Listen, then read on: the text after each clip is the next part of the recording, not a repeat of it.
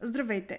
Днес ще си говорим за това, кои са едни от най-често срещаните грешки по отношение на изработка на уебсайтове за бизнес. Какво правят предприемачите по неправилен начин, поради липса на опит, поради липса на разбиране на уеб дизайн, на уеб изработка или маркетинг изобщо.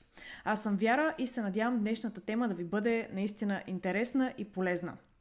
Стартирам с едно от нещата, които правиме като първа стъпка, именно избора на хостинг и името на сайта, т.е. домейна.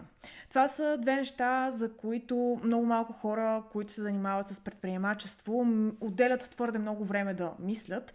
То и няма логика в началото. Предполагам, въобще не вие до това да си мислите какъв хостинг ще взимате, как ще се казва домейна, но истината е, че те имат значение. Хостинга и домейн името ви имат значение за вашият маркетинг, за вашата бранд разпознаваемост, за това колко бързо ще зарежда вашият уебсайт и въобще от SEO гледна точка тези неща имат значение. Да, има значение, ако имате сайт за строителство, дали сайта ще се казва remonti.com или ще се казва Идеал Петров ООД. Има значение.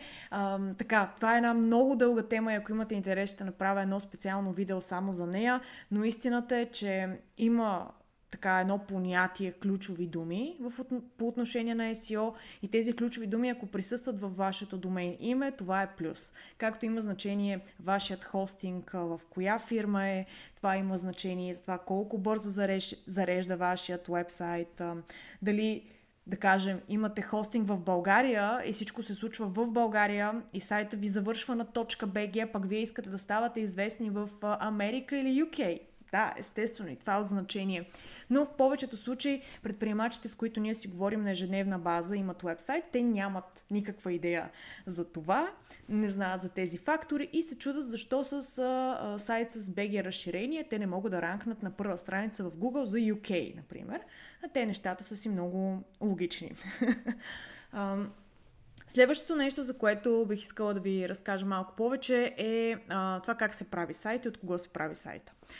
Със сигурност ще чуете много и различни теории за това дали сайта ви трябва да бъде къстъм, да го пише програмиста от до, изцяло по поръчка, дали сайта трябва да се направи по възможно най-ефтиния, лесен и бърз начин, или пък напротив трябва да се вкарват хиляди левове, за да изглеждате представителни.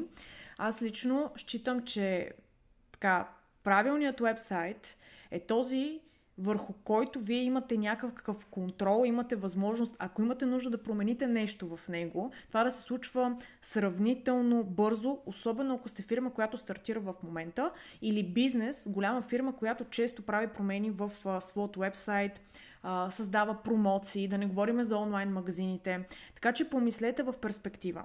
Помислете за платформа на вашия уебсайт, която ви позволява гъвкавост. Когато имате нужда от нова страница, нова промоция, нови продукти, обновяване на съдържание.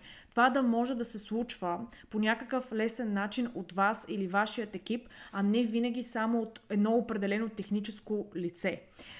Една от основните грешки, бих казала дори проблеми, които имаме с бизнесите, с които работим в агенцията, е именно това, че работим с бизнеси, които нямат достъп до своите уебсайтове.